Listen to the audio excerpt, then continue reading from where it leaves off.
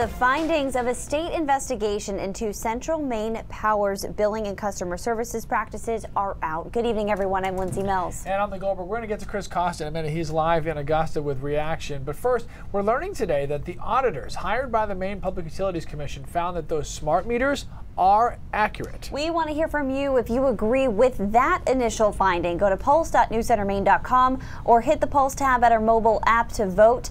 This decision coming after a surge of customers complained about higher bills last winter. Central Maine Power sticking by its smart meters amid skyrocketing electric bills last winter. In April, NewsCenter Maine got an inside look at the CMP smart meter testing lab. At the time, CMP said it wasn't a local thing, that many people across the country saw a spike, most likely due to an unusually cold winter.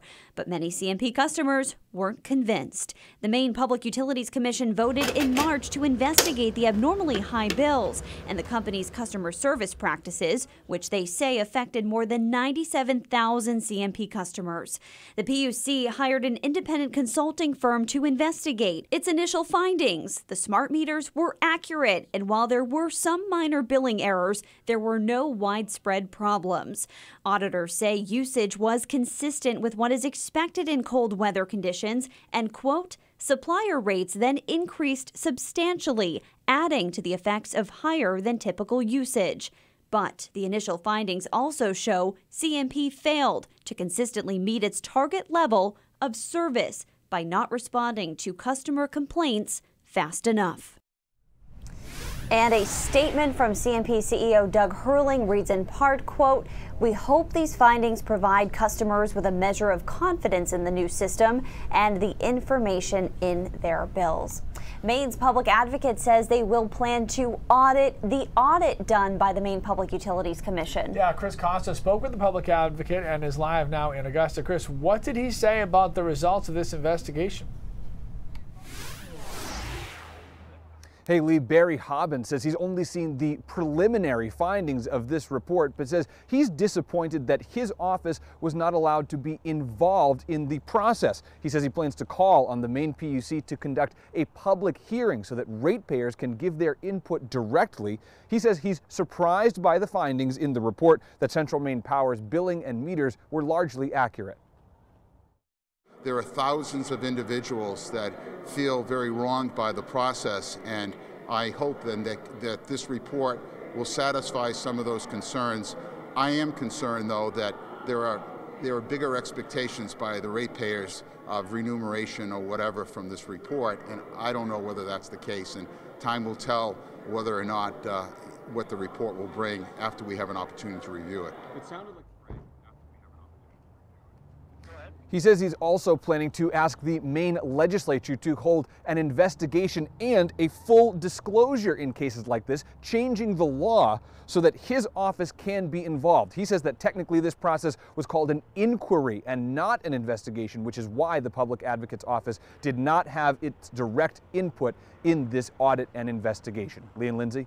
All right, Chris Costa live in Augusta tonight with the latest. Thank you very much there. So a lot of people obviously weighing in on social media about this one. Shocking. Debbie Ward Russell says, all right, so how exactly do they explain people getting bills when they had no power for weeks or power was shut off for the winter other than the minimum $10-ish? Something doesn't smell right. Perhaps the auditors need auditing. Mary Lou Bowie says it's not a billing problem, it's a smart meter problem. The meters are not working properly. And Donna McLaughlin says we need to go to propane alliances and heating, solar panels, and anything else to cut down individual use. What else can we do? Bunch of crooks. So how did we get here? Well, thousands of customer complaints, a class action lawsuit, an investigation. Here's kind of a timeline of what unfolded. This all started last October when a powerful windstorm knocked out power to hundreds of thousands of CMP customers. Between November and January of this year, customers started to reach out to CMP and us, saying they were absolutely shocked by their power bills. In March, the Public Utilities Commission announced it would take the customer's case, but CMP customers may be footing the bill for that investigation. By April, CMP was ready to tell the media that its independent investigation hadn't uncovered any wrongdoing. But the PUC moved forward in May, hiring an independent consultant. And in July, the legislature voted to allow CMP to pay for the investigation, which the PUC decided to expand, and the class action lawsuit was filed. December, as expected, was when the PUC announced its initial findings. And for the latest on this developing story, visit our website, NewsCenterMaine.com, or download our free mobile app. All right, we have been promised for a little over a week now some type of a Noah's Ark event going on tomorrow, and tomorrow is almost here. And so is Keith. Is that going to happen or what? Are animals going to be going on by twos and twos? Well, I don't know about that. Inadvertently, you're just talking about how we can forecast 7 days in advance. Thanks, Lee. I knew you, my friend. All right, today we got to 41 in Wiscasset, 39 in Portland, 40 in Berlin. So a lot of us upper 30s, low 40s. Relatively nice day today with a good deal of sunshine, but here comes this whole mess of precipitation. Obviously all rain right now as it moves in. It's going to be largely rain as well because it brings that warmer air from the south along with it, unlike some of our nor'easters that drag some colder air in from the north. So we got a couple of advisories out here. Winter weather advisory across northern Maine and the mountains. Flood watch here for the rest of the state, and then we've got a high wind warning for parts of Downeast Maine. So these are all part of the same storm, just separate aspects of it. The front end in the mountains may be just cold enough for a little freezing rain. That's why they have a winter weather advisory, but it changes over to all rain after that. And then the winds will be strong everywhere along the coastline, but the National Weather Service feeling that Downeast Maine has the highest wind gust potential. So here we go, late tonight into early tomorrow morning. Here comes the precipitation. And again, the front end of this, because of the time of night, maybe some freezing rain. And we've talked about this for a couple of days. It's brief, but if you're out there at the wrong time, early tomorrow morning, we're talking 4 or 5 in the morning, there will be pockets of freezing rain before we go over to all rain statewide. You can see the warmth driving in here 9, 10 o'clock, and by the middle of the day we're in the 50s in a lot of spots. Heavy downpours throughout the state, and that continues overnight on Friday. Wind gusts at that point will be the strongest Friday night and into Saturday.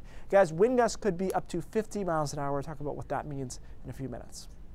All right, sir, thank you very much. We got this into our Ask Now file. Have you noticed any changes to your fuel delivery bill? We heard from Linda Lee from Auburn, who writes, have you heard anything about this hazmat fee that propane and oil companies are now charging for deliveries? Lee is a customer of Downeast Energy and says she saw a hazmat delivery fee on her bill recently. It was $11.62. We did find that fee listed at the company's website. And taking a closer look, the fine print reads, Downeast Energy reserves the right to increase any prior fees, rates, or charges without prior notice. Now, Downeast Energy's regional director says the fee, which started this week, is designed to recoup the investment they're making in safety for employees and customers. In addition, we spoke with the Maine Energy Marketers Association, and they say it's common for propane companies to charge this fee. If you have a question, send us an email at asknow@newscentermaine.com. Tobacco company Altria is joining with another giant in the tobacco world, one that's extremely popular among teenagers. Altria has invested nearly $13 billion in Juul and will now have a 35% stake in the e-cigarette maker. Juul is by far the leading e-cigarette manufacturer. It has a sleek and compact design, comes in a variety of flavors. The FDA says that's exactly what makes it so desirable to teenagers. It's been marketed as a way for people to quit smoking regular cigarettes, but critics say it's only serving to get a new generation addicted to nicotine. And checking in on our Pulse poll results right now, we want to know, do you agree with the Public Utility Commission's finding that the CMP smart meters are accurate? At this time, 67% of you saying no. All right, after the most successful season in UMaine football history, their coach is on the move. We'll tell you where Coach H is going to be heading next year. And how puppies are helping workplaces, including ours, get through this stressful time of year.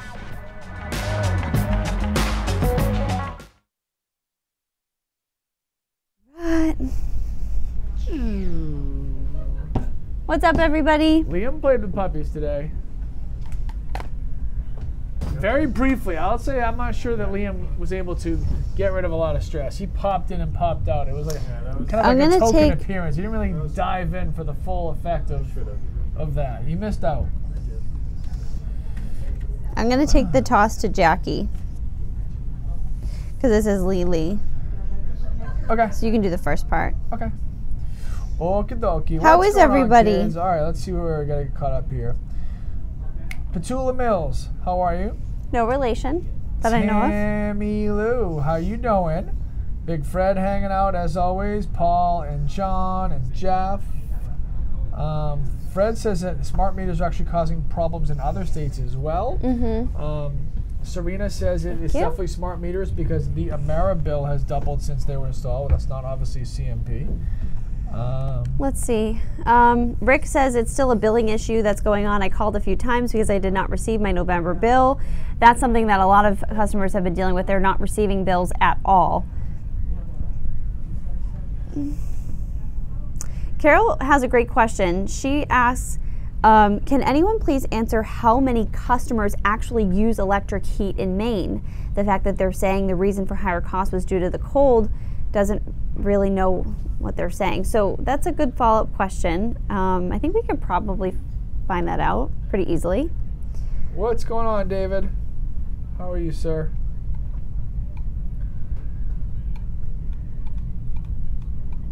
Bob says CMP just doesn't know how to fix it. They overcharge customers to make up the money they lost on the windstorm damage.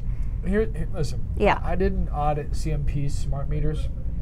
I have no idea what people usually pay versus what they did pay. Yeah. But I really find it hard to believe that so many people have the exact same claim that their bills are astronomically higher than normal, and there isn't something to that. We didn't all just make it up. Like, I mean, and I'm not blaming anybody, I don't know the answer, but there's no way everybody could universally complain that their bills were astronomically higher and not be a reason why that is. Right, I saw some bills for myself. I know exactly what I pay for heat. All homeowners know what they pay for heat. Yeah. You just do. So if it just all of a sudden doubles and everybody says the same thing, something happened. All right, UMaine head football coach Joe Harasymiak leaving the Black Bears, unfortunately, for an assistant coaching job at the University of Minnesota, which is obviously great for him. Harasymiak led Maine to its very first national semifinal appearance in program history. What a great guy, and we certainly wish him very well. News Center's Jackie Mundry joins us from Bangor with reaction. Hi, Jackie. Hey guys, very sad day for Maine football fans, but also a really exciting day for Coach Harasymiak, who will be off to Minnesota for a defensive assistant position. Here's a look at what some people were saying on Twitter. Bruce says, farewell in the full sense of the word to Joe Harasymiak, a great coach and an even better person. And when reunited with Joe Rossi, Walsh, and Coach Dan Nickel, will be part of a team that will take the Gophers to new heights. Congratulations. And Robert, UMaine Coach H. First of all, I would like to say thank you as a Maine football fan for all you have done, and really wished you were staying to finish the job you started, but I truly wish you the best of luck in Minnesota. We will miss you and thank you again. And the program at Minnesota is welcoming Coach H with this tweet. Gophers, Coach Fleck adds, Coach Harasymiak to the defensive coaching staff. Harasymiak was the head coach at Maine and led the Black Bears to a national semifinals this year. Welcome to Gold Country, Coach. And of course, the Black Bears, thanking him and wishing him luck. Black Bears wish UMaine Coach H the best of luck with Gopher football. # Black Bear Nation. And we have more coming up at 5:30 and 6 o'clock about kind of what the reaction and what everyone is saying on campus today. All right, Jackie, thank you very much. And UMaine obviously has a history in football for sure of coaches kind of getting their start there, moving on to bigger programs. The most notable is Kirk Ferentz, who's the head coach at Iowa. He's been there for a long time, and he was with Maine. He was with the Cleveland Browns for a while. So that's kind of how it works. You get these young, fired up and great coaches, and they move on to bigger and better things. So and then we have all these Maine connections. All right, and then we can say, hey, he was with us once, right? Yeah. So it's great for him, and the Black Bears are now a much desired program to be coaching, so I'm sure there'll be a lot of great candidates to take that program over. All right, last month we told you that about 800 breweries were brewing a beer called Resilience IPA. This was a beer from Sierra Nevada Brewing, which was located just outside the flames of the deadly campfire. All the money raised went to help the victims, and tonight, Sierra Nevada is brewing the beer. In an Instagram post, they said they'd like to thank everyone who has joined the fight to keep #Butter County strong.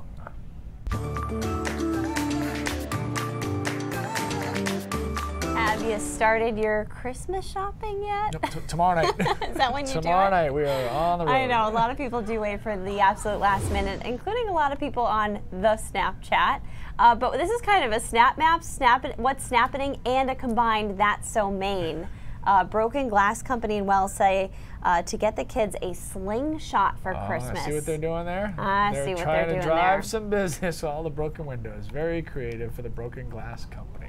All right, so also on social media and on the website, we want to know what you think about the Public Utility Commission's initial findings from that independent audit that the meters were accurate. So right now, overwhelmingly no. 72% of you saying you do not agree with the findings there. 14% say yes, and 14% of you say you'd like some more information. Keep voting on pulse.newscentermaine.com or on the Pulse tab on our mobile app. All right, coming up, we'll see puppies playing. Do we need to say anything more than that? I think that's pretty much all you need to know. And Keith's forecast, also just as cute as puppies, coming up.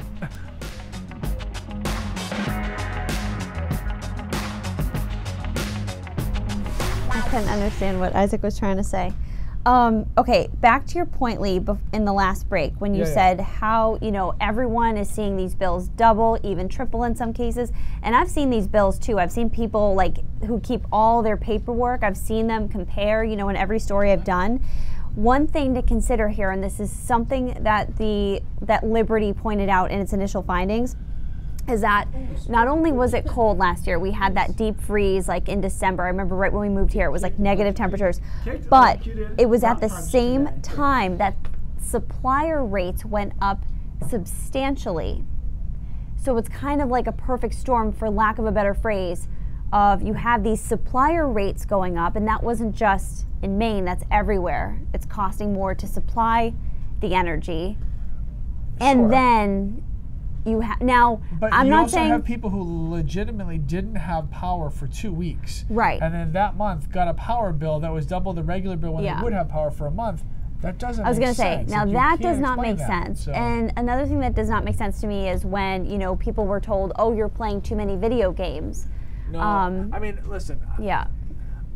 Again, I don't know the answer, and I honestly don't have anybody to blame for this. But I've owned a house for a long time. I know exactly what my my CMP bill is going to be. Mm-hmm.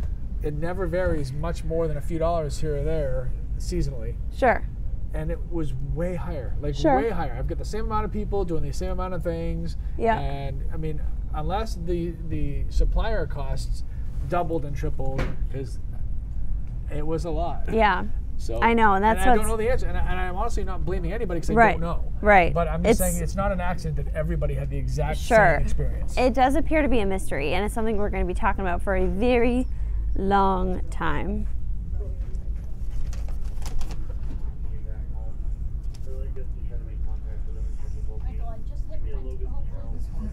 Can we ad-lib?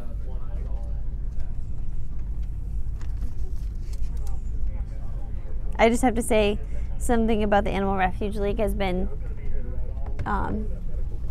having puppies visit office places, workplaces.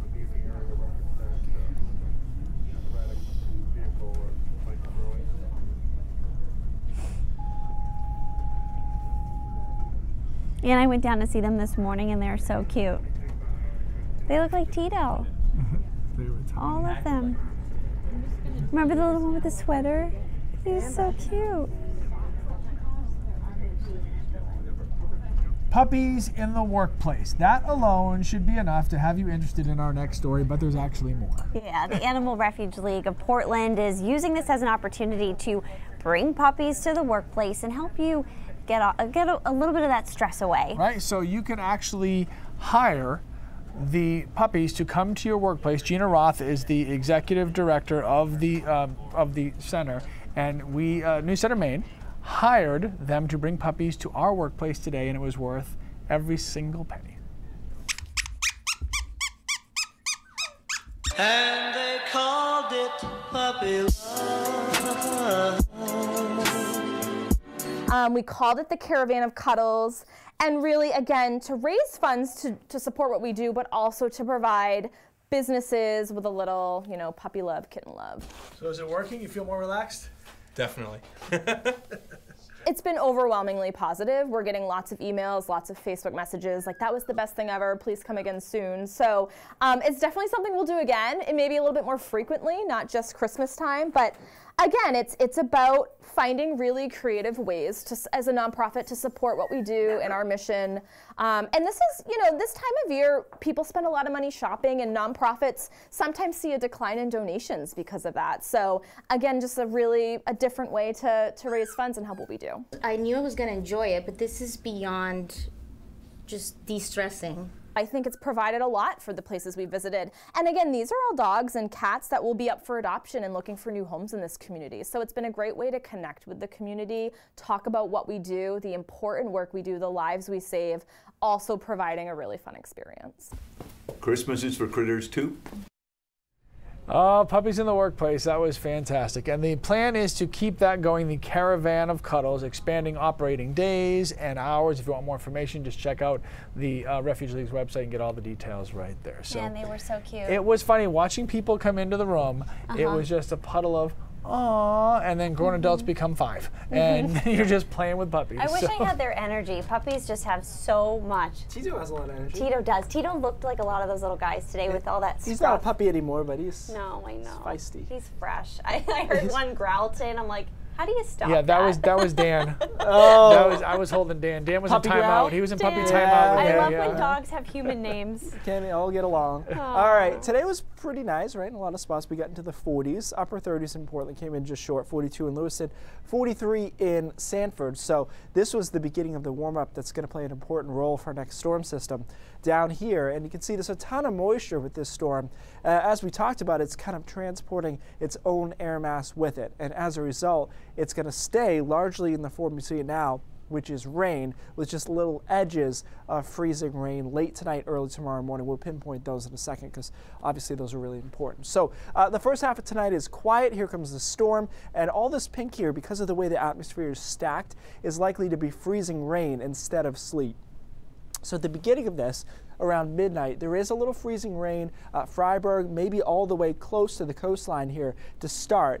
By the time most people get up, though, we've scoured it over to rain, with just freezing rain into the foothills and mountains at this point. And then eventually the warm air hugely wins out here. We end up in the 50s by the middle of the day, and it's raining heavily at times. It's windy as well. The gustiest winds will be into the evening, late afternoon, early evening. And then the downpours continue over Downeast Maine, 10, 11 o'clock at night. That's where some of the heaviest rain will be. And then Saturday we go from rain to showers, and temperatures crash by late Saturday afternoon. But there's a chance that the middle of the day on Saturday actually won't be so bad, because we'll still have this air mass, and we might actually get a little clearing in there as well. But before we get there, we have to go through this. Rainfall amounts that should have numbers. There you go. About 2 to 2.5 inches in most spots. And that should be enough for some flooding. That's why we have a flood watch in effect in addition to the high wind warning. The high wind warning, of course, because of those winds that'll gust on Friday night.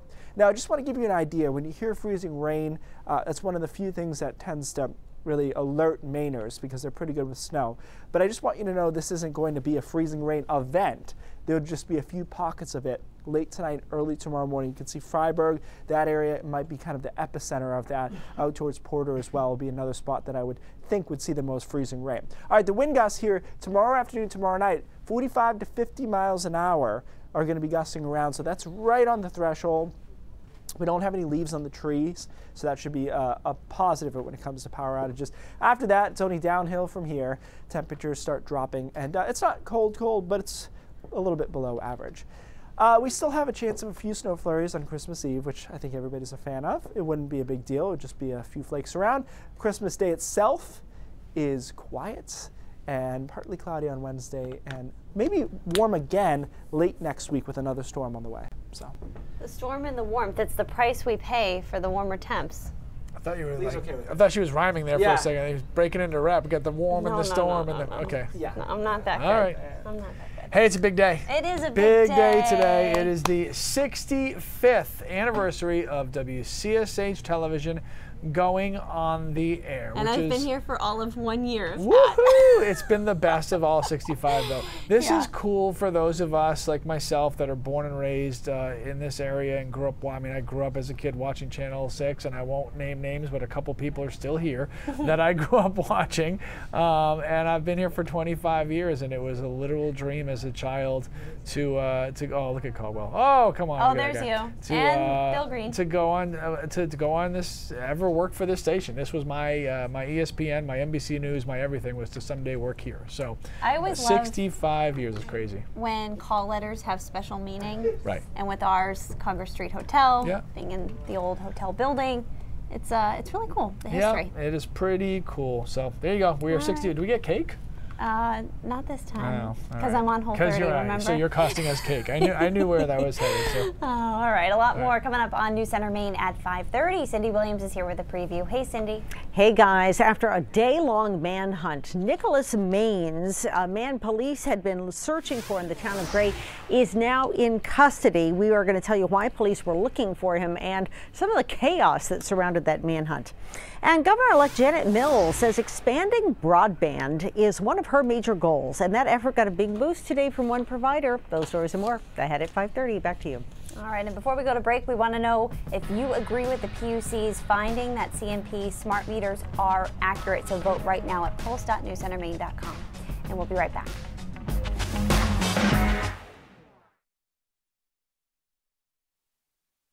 All right.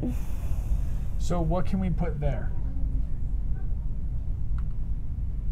Between Cindy and the first story of the next block, what can we put there so that we know it's a break? Right.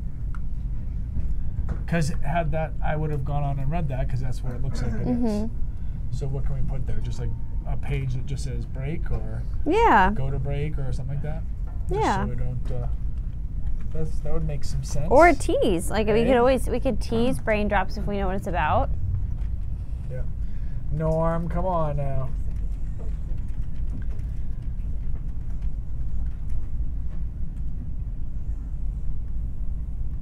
A lot of well wishes coming in for Jess, who has a sprained ankle.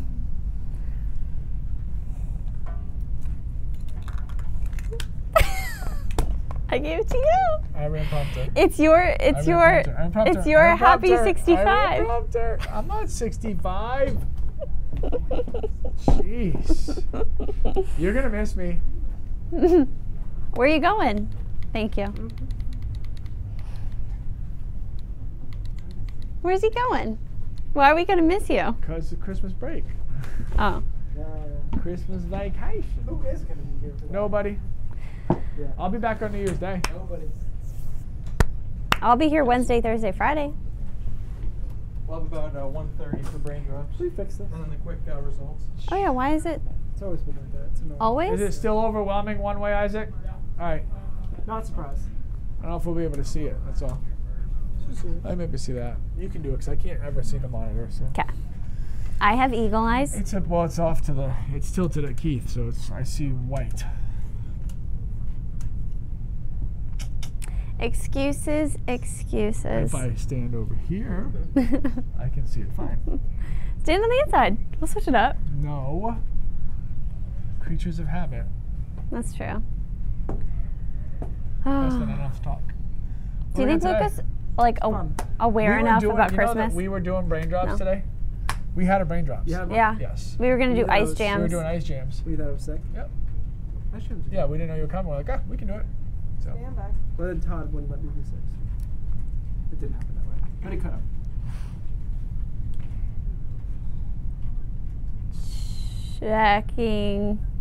Checking our false results right now. That was really dramatic. Let's see, 76% of you saying no, you do not agree with that initial finding from the state's audit of that the smart meters are accurate. Right, and great comments on our Facebook page and our live feed as well. Thank you. Truly shocking result there. All right, you gave me a hard time for doing North Korea yesterday during the holiday season, so we're gonna do a fun one today. Fun, I mean, so I love crosswind landings. They're one of my most entertaining things to watch. Watch some of these landings from the back. So this was in the UK a couple days ago. They had to avert. They actually. So what happens? These pilots are pretty trained that if they come down and they're off kilter too much, they just take off again. Yeah, so if you've ever been, I've been on a plane when they've done this before. They're just like, you know what, we're going to come back around. Yeah, it's not that uncommon.